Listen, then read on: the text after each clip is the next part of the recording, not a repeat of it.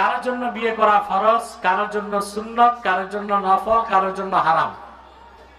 হারাম কার জন্য? যার ফ্যাক্টরি ভিউজ, ওর বিয়ে করা কি? ও তো বিয়ে করলে আর একটা জীবন নষ্ট হবে। কথা বলে না? দেখা যায় যুবকরা বিদেশ থেকে 10 বছর পর আসছে,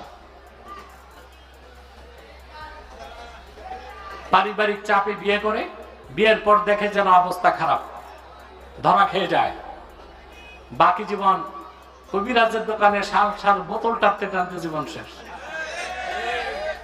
আগেই তুমি দেখে নাও ফিট আছো কিনা ফিজিক্যালি। তো বিয়ে করা কি? হালাল, সৎ কাজ, নেক কাজ। কথা বলে না? অবশ্য আমাদের দেশে কিছু মৌলবী সাহেব ফতুয়া দেয় 4 বিয়ে করা সুন্নত। এটা ভুল কথা। 4 বিয়ে সুন্নত না, 4 বিয়ে করা জায়েজ, অনুমোদন আছে। সুন্নত বলার সুযোগ নেই।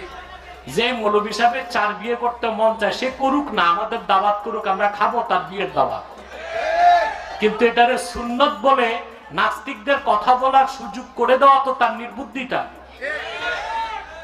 4 বিয়ের আল্লাহ কি দিবেন? ইজাজত।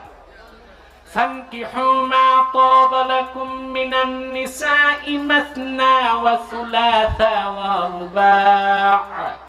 وَإِنْ خِفْتُمْ أَلَّا تَعْدِلُوا فَوَاحِدَةً। তোমরা তোমাদের পছন্দের মেয়েদেরকে বিয়ে করো 2টা, লাগলে পারলে 3টা, লাগলে পারলে 4টা। শুধু করলেই হবে না, ইকোনমিক্যাল ফিটনেস লাগবে, ফিজিক্যাল ফিটনেসও লাগবে। 2টাই লাগবে না? লাগবে। এরপর আল্লাহ বলছেন ওয়া ইন খিফতুম আল্লা তা'দিলু, যদি ভয় পাও যে তুমি জাস্টিস, ন্যায় বিচার করতে পারবে না, তাহলে একটা। তুমি এক বউয়ের অধিকার আদায় করতে পারেন না, তা আপনি একাধিক করবেন কেমনে? আপনি কি ইনসাফ করতে পারবেন? শরীয়তের নিয়ম যার 2 বউ, সে একটা সপ্তাহকে 2 ভাগ করবে, 3.5 দিন বড় বউ, 3.5 দিন। আপনারা কি এটা করেন? মিয়া সাহেব দ্বিতীয় বিয়ের পর তো বড়টার কাছেও যান না 3 মাস, ছোটটার কাছে তো চিল্লা লাগান।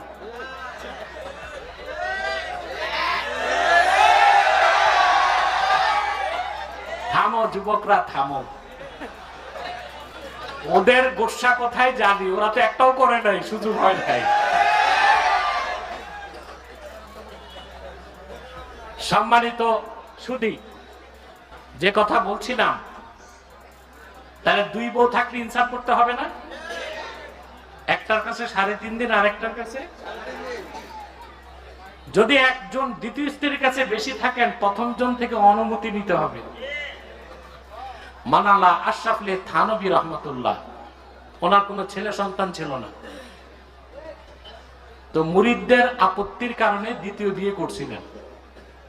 দ্বিতীয় বিয়ের পর ঘরে অশান্তি শুরু, বড় স্ত্রী আর ছোট স্ত্রী।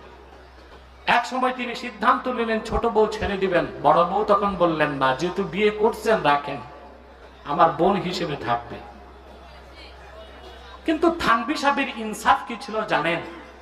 মুরিদরা হাদিয়া আনলে সমান 2 ভাগ 2 ঘরে পাঠাতেন। একটা তরমুজ আসলে 2 টুকরা করে পাল্লায় ওজন দিয়া 2 বউরে দিতেন। আছে ইনসাফ আপনার?